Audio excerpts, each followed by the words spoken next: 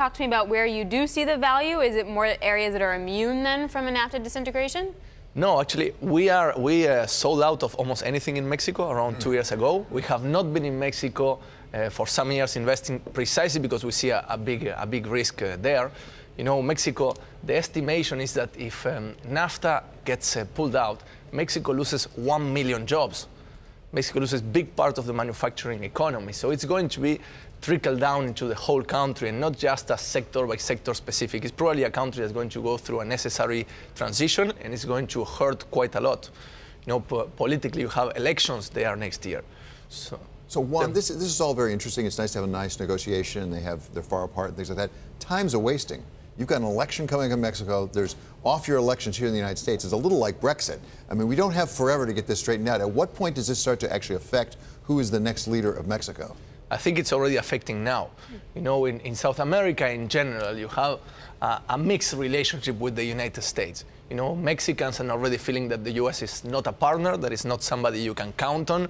In addition to all the public spats between the president, it's definitely, you know, you are turning from a partner to probably an enemy of the United States at south of the border. Luckily for you, the Canadians are nicer people, but it's also happening on that side. They are nice people. So imagine a United States surrounded by Canada, which you got out of the pact, Mexico, which you upset, Cuba, Venezuela, which you are in sanctions, maybe war with. It's not a nice neighborhood that Trump is creating around here.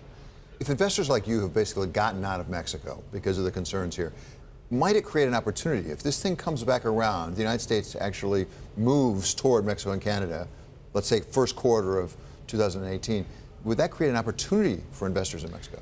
Yeah, the problem is that, for example, one of the conditions that Trump put in the negotiations is that any agreement is only a 5-year agreement. You can start again the negotiation based on that time frame. So which certainty is that going to give you that in 1 year, in 2 years, in 3 years, not going to start all over again? So even the solution is not a great one. It's actually a complicated situation. Kathy, it's very complicated, but the trade this year has been a simple one. Ignore it and buy EM.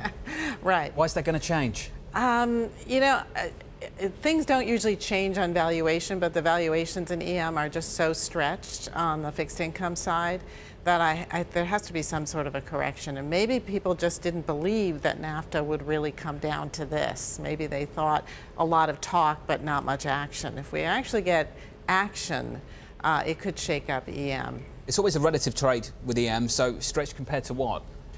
Well, compared to history, compared to everything's stretched right now. That's the problem in the fixed income market, right? Everything's stretched. But relative to even treasuries now, you don't get enough spread to really justify taking that risk. You know, 10 or 15 basis points in widening in spread, and you're better off in a treasury bond. So why would you buy EM now?